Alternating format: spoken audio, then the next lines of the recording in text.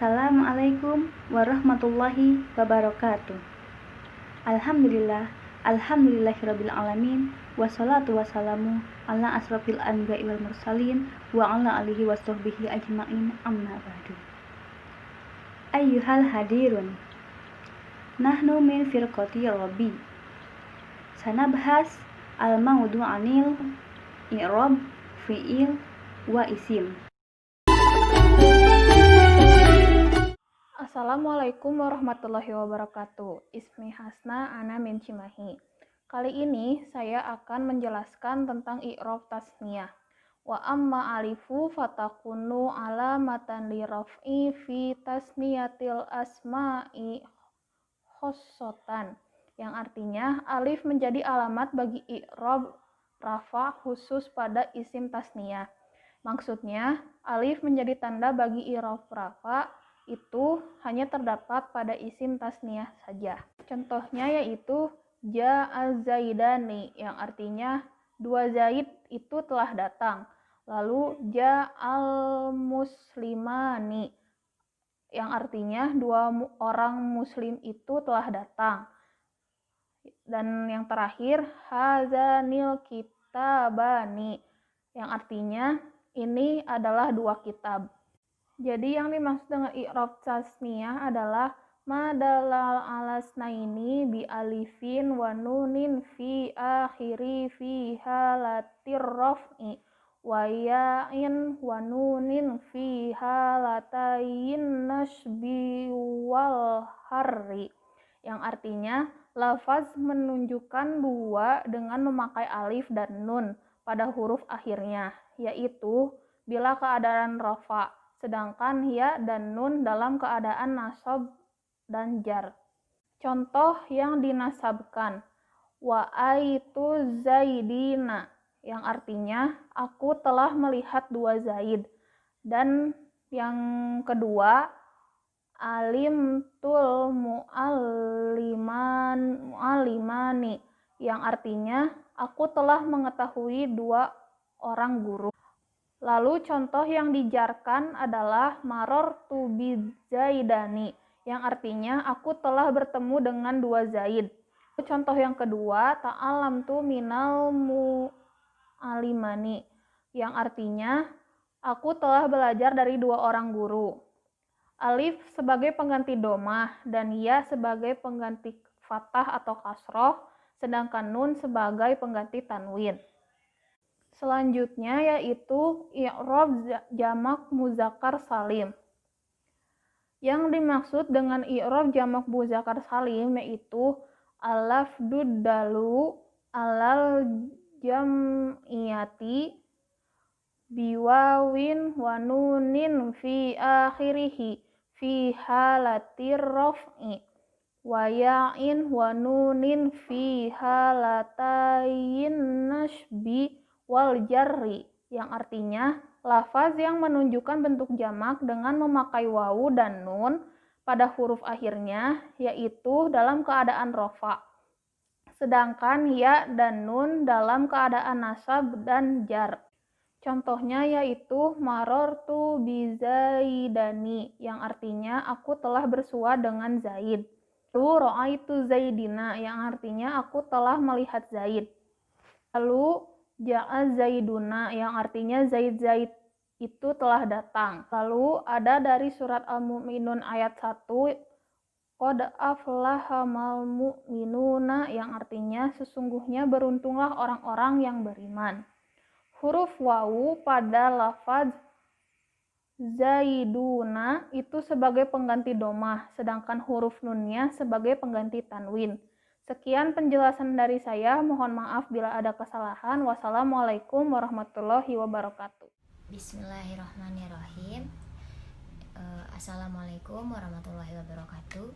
Ismahuli anu arifakum ala nafsi Ismil Kamil Hanifat Harani Tunadunani Ana min Bogor. Pada kali ini saya akan menjelaskan mengenai i'rab af'alul khamsah dan fi'il madi. I'rab af'alul khamsah. Nah, i'rab af'alul khamsah ini adalah i'rab yang menunjukkan jamak 5 kata kerja jamak. I'rab af'alul khamsah ini merupakan setiap fi'il mudhari yang bertemu dengan alif tasniyah atau waw dhamir jamak atau ya mukhatabah. Nah, kemudian i'rab af'alul khamsah ini dipatoki atau dibatasi hanya dengan menggunakan fi'il mudhari, bukan menggunakan fi'il madi maupun fi'il amar. Seperti yang teman-teman ketahui bahwa fi'il mudhari adalah fi'il atau kata kerja yang telah dilaksanakan atau akan dilaksanakan. Nah, kemudian teman-teman dapat melihat contoh pada salindia berikut. Ada beberapa contoh. Yang pertama, yaktubani yang berasal dari fi'il mudhari yaktub. Ketika fi'il mudhari bertemu dengan alif tasniyah atau alif dhamir tasniyah, maka akan menjadi yaktubani. Yaktubani. Karena huruf ba berharokat fathah, maka yang digunakan adalah alif ditambah nun agar dapat dirafakan. Artinya adalah dia laki-laki sedang mengerjakan atau menulis. Kemudian ada lagi contoh taktubuna yang artinya kalian laki-laki sedang mengerjakan. Nah, karena huruf ba berharokat domah, maka yang digunakan adalah waw ditambah nun agar dapat dirafakan. Kemudian ada juga contoh lainnya yang dapat teman-teman baca pada salindia. Berbeda jika kalimatnya ingin dinasabkan atau dijazmkan, yang cirinya memang menghilangkan atau membuang nunnya.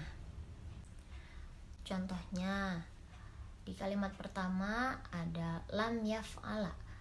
Lam berharokat fathah memakai alif, maka nunnya dihilangkan. Ada juga di kalimat ketiga, lam yaf'alu.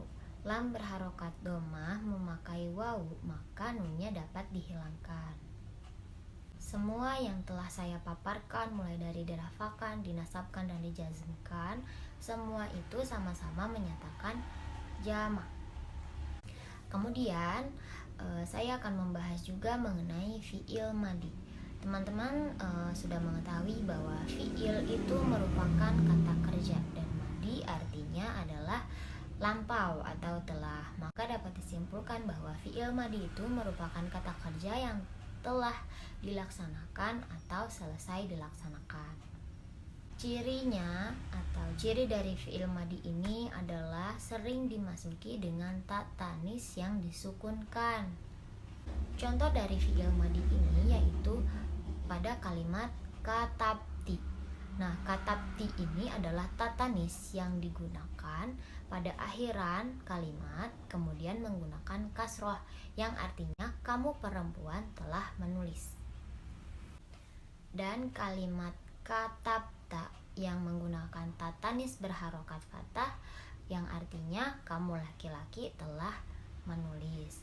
Atau juga teman-teman bisa membaca di buku ilmu nahwu ada kalimat alima yang artinya berilmu, dan ada juga kalimat alimat yang artinya telah berilmu.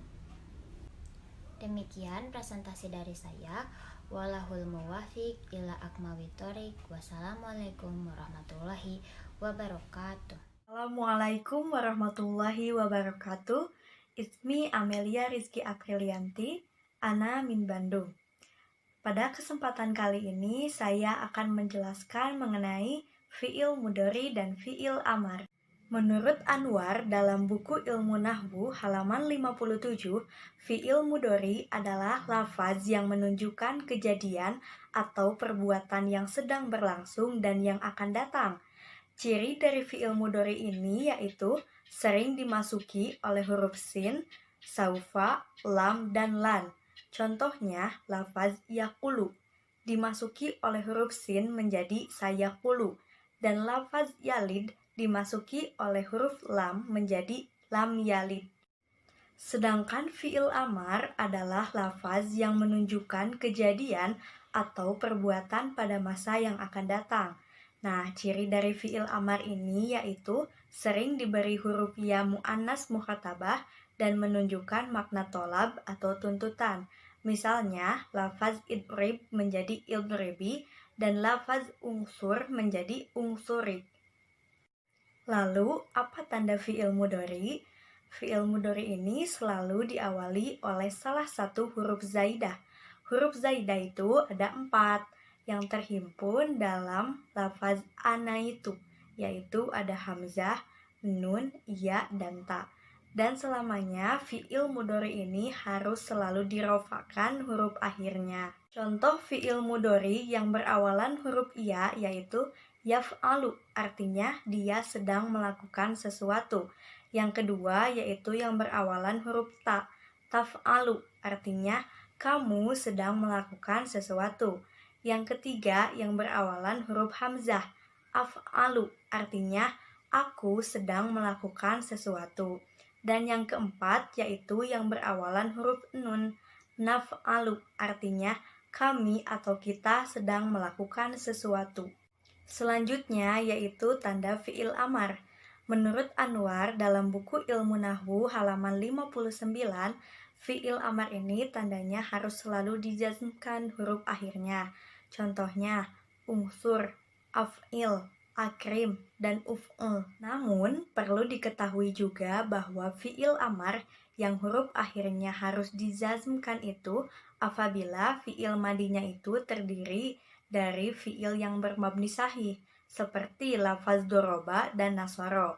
Jika fi'il madinya terdiri dari fi'il yang bermabni mu'tal akhir, seperti lafaz roma, naha, da'a, maka fi'il amarnya ini harus dibuang huruf i'latnya, seperti lafaz roma menjadi irmi, lafaz naha menjadi inha, lafaz da'a menjadi ud'u, dan lafaz baka menjadi ibki. Sekian yang dapat saya sampaikan. Terima kasih. Semoga apa yang saya sampaikan dapat bermanfaat. Wassalamualaikum warahmatullahi wabarakatuh.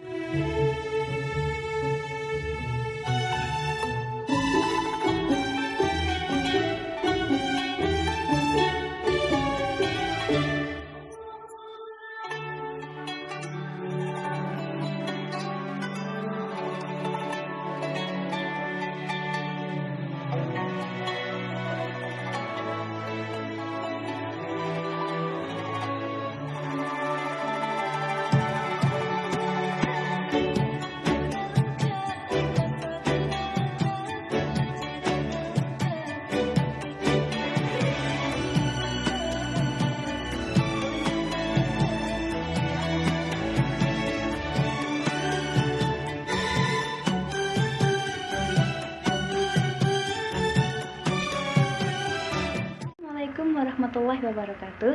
Ismi Estiana, Ana min Bandung. Isim yang kelima yaitu kana dan saudara-saudaranya. Kana dan saudara-saudaranya itu merupakan isim atau mubtada dan menasabkan khobar. Adapun di antara kana dan saudara-saudaranya itu antara lain kana, amsa, asbaha, adha, dola, bata, soro, laisa, ma infaka, ma jalla, ma bariha, ma fatia, ma dama.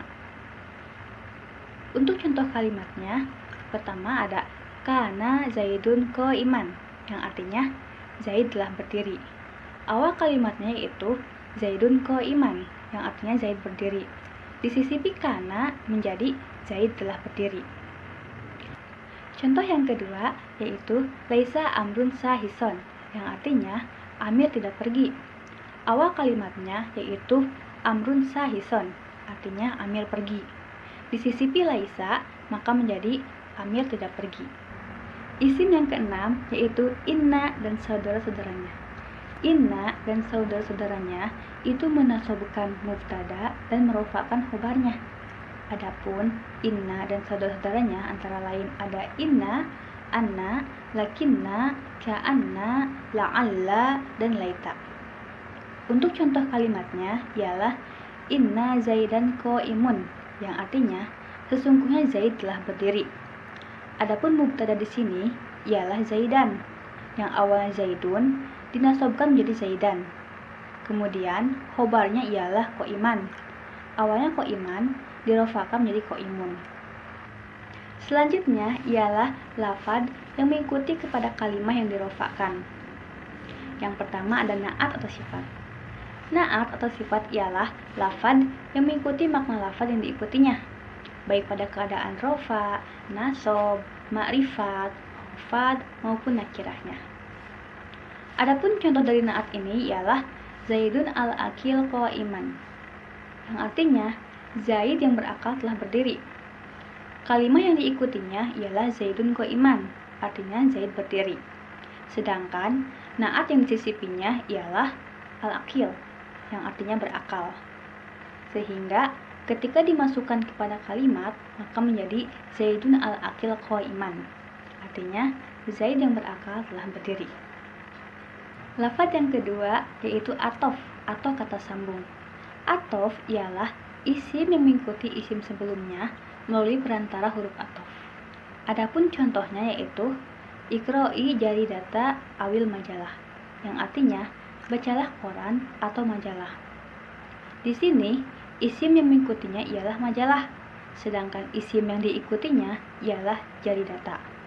Kemudian atof yang dimasukkannya ialah awi, yang artinya atau, sehingga menjadi Iqra'i jaridata awil majalah, yang artinya bacalah koran atau majalah. Huruf-huruf atof ada 10. Yang pertama adalah waw, yang artinya dan. Yang kedua fa, artinya kemudian. Namun kemudian di sini dalam selang waktu yang berdekatan. Yang ketiga adalah summa, artinya kemudian juga. Namun kemudian di sini dalam selang waktu yang berjauhan. Yang keempat adalah au, artinya atau. Yang kelima adalah am, artinya atau juga. Namun atau di sini untuk meragukan. Yang keenam adalah imma, yang artinya dan atau. Ini seperti untuk memilih. Kemudian yang ketujuh adalah bal, yang artinya melainkan. Ini untuk pertentangan. Selanjutnya ada lakin, yang artinya tetapi. Ini juga bentuk pertentangan. Dan kemudian ada la, artinya bukanlah. Ini juga seperti pertentangan. Dan yang terakhir adalah hatta, itu sampai atau hingga. Lafadz yang ketiga ialah taukid, artinya menguatkan atau menekankan.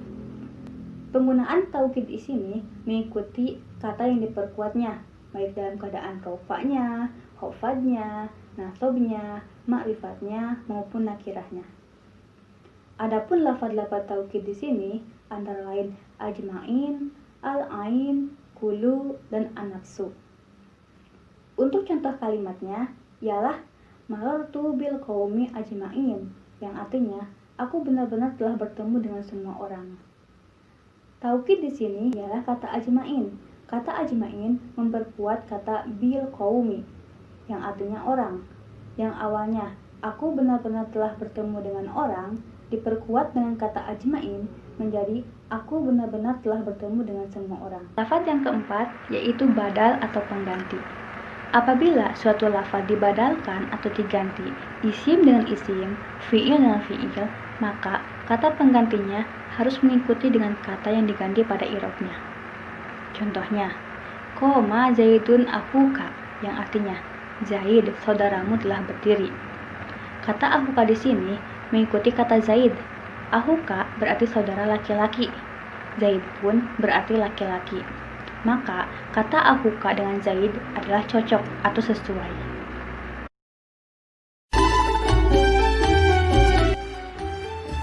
Syukran kasiron. Wassalamualaikum warahmatullahi wabarakatuh.